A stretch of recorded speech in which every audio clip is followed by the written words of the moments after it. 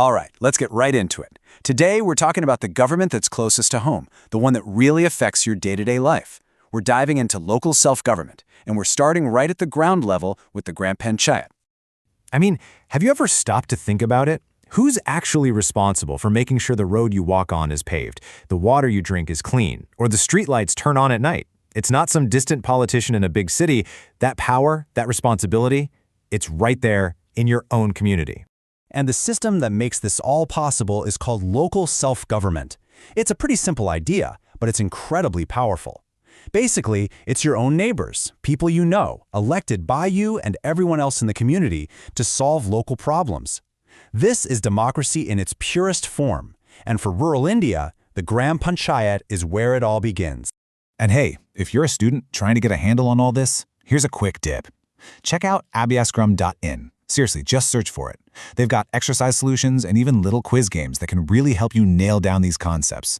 And as we dig into how this whole system is put together, if you find this stuff interesting, do us a huge favor. Hit that like button, share it, and of course, subscribe so you don't miss our next explainer. Now let's keep going. So, how does this whole government by the people thing actually work? It's not just one big committee trying to do everything. Rural government in India is organized into a really smart structure called the Panchayati Raj system, which has 3 different levels. Think of it like a pyramid.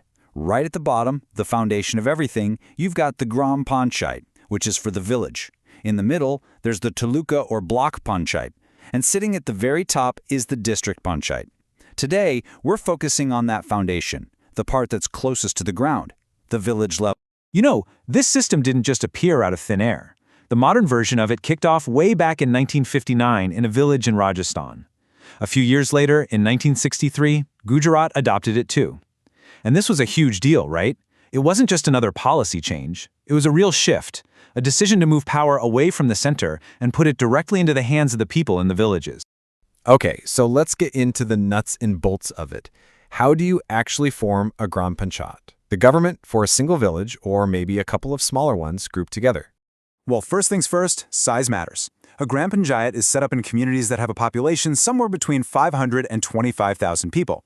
This isn't just a random range. It's designed to make sure the governing body is the right size for the community it's looking after.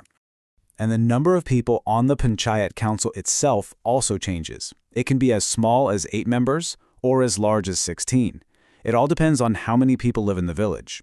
The idea is super simple. The more people there are, the more representatives they get. And no, these folks aren't there forever. They get elected for a fixed term of 5 years. This regular cycle of elections is what keeps the whole system honest and accountable to the people who voted them in. So how are they picked? It's a pretty straightforward process. The leader of the Panchayat, who's called the Sarpanch, and all the other members are chosen through a direct vote. Every single voter in the village gets to cast their ballot. But here's the really interesting part.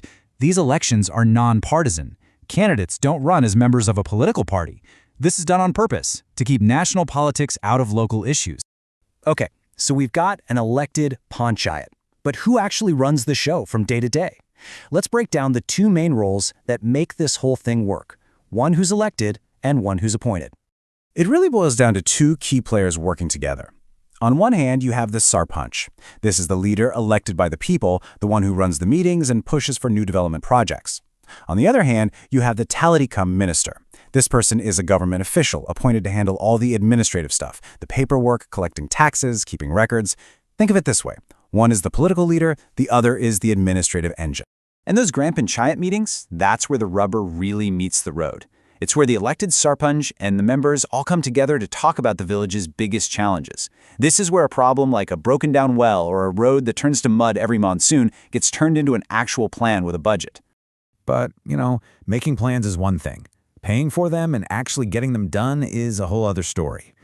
So where does a Gram Panchayat get its money? And what exactly is it responsible for doing? The money comes from a few different places. The Panchayat collects its own local taxes, things like a water tax, a cleaning tax, property taxes, and taxes on local shops. But that's not all. A big chunk of their funding also comes in the form of grants from the state and central governments, which is absolutely crucial for the bigger project. And this brings us right back to where we started. What does the Panchayat do with that money? Well, it handles all the essential stuff, making sure there's clean drinking water, building and fixing roads, keeping public property in good shape, managing the streetlights, maintaining health centers, and of course, planning for the future development of the village. It's literally the engine that keeps daily life running. So now that you've got the whole picture, think about your own area for a second. If you could decide what's the #1 issue you'd want your local Gram Panchayat to tackle right now. Because understanding how this system is supposed to work, well, that's the first step to making your voice heard. Thanks for tuning in.